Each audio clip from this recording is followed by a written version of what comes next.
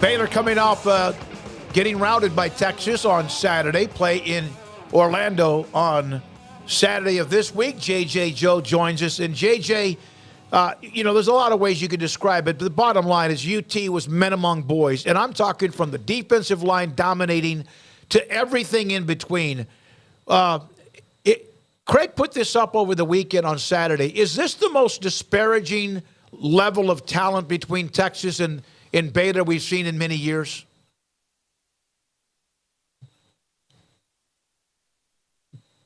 JJ, you there?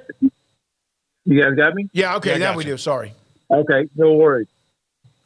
I'm not sure, but it's been a while since I think the gap seemed to be pretty big. I remember when we went down there and they were really good with Vince Young and those guys. So I don't think they definitely in the last couple of years sprinted past us, and that's the disappointing things. I think for a few years there, I felt going into the game that we had a really good chance to win, compete at a high level. And this season, I was not jaded. I knew it would be a tough contest. We'd have to play a really, really good game. And it just proved that they're better. And we just have to deal with that and move on. JJ, what positives do you pull from the other night that they can build on? I know it's tough at 38-6, but did you see some things out there that now that Texas in this first month of the season or the first 4 games are out of the way, what can they build on out of all this? That's really a tough one because I think offensively, we just could not compete. I think we had a couple, it's good to see Monterey get a little action, get our speed going. Our run game was really not there. Offensive line, like you said, it was kind of felt like men against boys, and when they turned it up, we really couldn't do much, and that's why I made the comment before. Last week, I think that you guys see the Alabama game. So right now, I think for me, the only positive I think you get out of it is just maybe this opens some eyes. I think in the staff that this game is big boy ball. It's about winning. I mean, at the end of the day, all the other stuff that goes along with it. Yeah, we want to have really good young men with really good student athletes. So that's what I was. But at the end of the day, you gotta just go get when you win a Big 12 championship, you have to leverage it. You got to take advantage of every rule that's available to you to stay competing with guys like Texas. Texas took advantage of every rule available to them. Whether you want to say, hey, they have the best line money to buy, but they're going to compete for the national championship this year. And Baylor should be doing that, and we're not. JJ, we've gotten to see more of Sawyer Roberts, and albeit there is the caveat that he has not been 100% healthy, can't run like he otherwise would be able to, but just as his profile has sort of filled out with more evidence and more looks at him, what have been sort of your takeaways? For me, particularly curious about the red zone interceptions, and is that something that just gets better with experience, or is that something that's just kind of, it's a problem, it's always going to potentially be a problem? Just how do you sort of view how he's been fleshed out here over the last month? Yeah, I mean, I like what I've seen from Sawyer. I mean, it's just tough for a guy like that when you're young, you just got to have your legs, because when you go 1-2, I mean, read 1, read 2, it's not there. You got to trust your legs to be able to run, and he's a decent athlete. So I hate that for him. He doesn't have any confidence in his feet because of his ankle. It's because of his ankle. And I think with an offense that's struggling, I mean, we have a hard time scoring. And when you have that and you're the quarterback, it's your job to try to put points on the board. And you start pressing a little bit. You start probably taking a chance or, trying to force something, or you just don't pay attention to everything. And I think that's what's happening with Sawyer. But I like what I see from him. I like his arm strength is not Blake's, but he has good enough arm strength. I like his athleticism.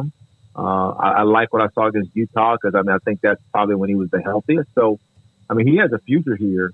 But right now, Blake is more advanced than he is. I mean, Blake is not the same runner, but he's more advanced because he has that season under his belt, and that's being seen now on the field. And Areta said that Blake's still not quite there, although they're going to start opening him up to do a bit more this week. But how much of a difference do you think he can make for an offense struggling the way that this one is? Yeah, unless Blake's going to start blocking, man, I'm not sure.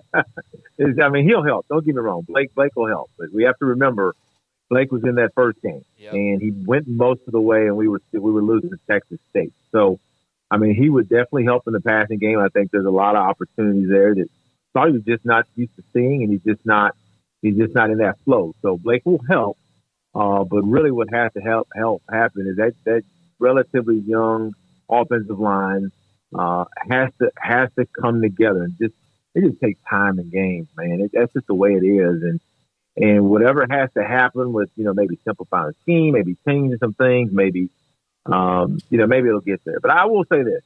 I was encouraged early because I think Coach Grimes adjusted to get Sawyer some really easy completions early, because he was completing a pretty high percentage early, then it kind of waned. But I was glad to see that, because I thought that helped his confidence some, and then it kind of waned later as UT ran away from him. As a former player, as an alum, a letter winner, and also someone that does the analyst work for Baylor Radio, I want to go back to a couple of 2 or 3 answers from you. You could almost hear it in your voice as you've seen this roster built, or lack of it, that Baylor, are you suggesting in a way that they have not taken advantage of what's in front of them, especially after the Sugar Bowl win in their best year ever? Smoke, I'm not there every day, but I would say that, and this is no disparagement. I mean, I think we have good talent, and some of that talent is young. And that's just one of the gaps. So I think last year when we had the returning offensive linemen, I think we missed on the receivers. We just didn't do it. So that we lacked talent on the edge, experienced talent to take advantage of the 21 championship. And that, I think Coach admitted that. And then this year, your receivers developed, so that's what should have happened. We got the Barrington brothers, but I think when you have Blake at quarterback, you have to commit to a certain type of style of play. You got to say, Blake's going to be our quarterback this year and potentially next. I got to get him a couple of tackles, guys who can play, and I got to get him, make sure that he has some receivers that can go get it. Then I'm leveraging him at the highest and best use. So our talent via our competition, I believe, this is just me, is not where it was. Now, we had special guys. I think Jalen was special. We see Terrell now starting, and doing the same thing he did in college. He's special. JT Woods is playing. That guy was special, and several others. So I'm not going to fool myself, but I think sometimes we'll believe that the schemes and the things that we're doing, and Abram was special, Preston was special, was what was unique. When that wasn't what was unique, the uniqueness was the player. The player was unique, and you put him in a good scheme. JJ, are you surprised that it turns around all so quickly now because of all the things you mentioned before about, the rules that are now available? Yeah, it doesn't surprise me. I mean, Deion can take a 1-win team, and I'm not going to say they're going to win 9 games, but they won 3. He made them competitive because he was unapologetically kind of true to kind of how he knows this thing is. And whether we like it or not, college football is big business, and he knows, number one, you have to structure this thing to help get young men to a certain point where they're ready for life after football. But at the end of the day, you have to win football games. And he and some people didn't like that, but trust me, man, guys being asked to leave by coaches and been ushered out the door and said, hey, you don't have plans, that's been going on since I played.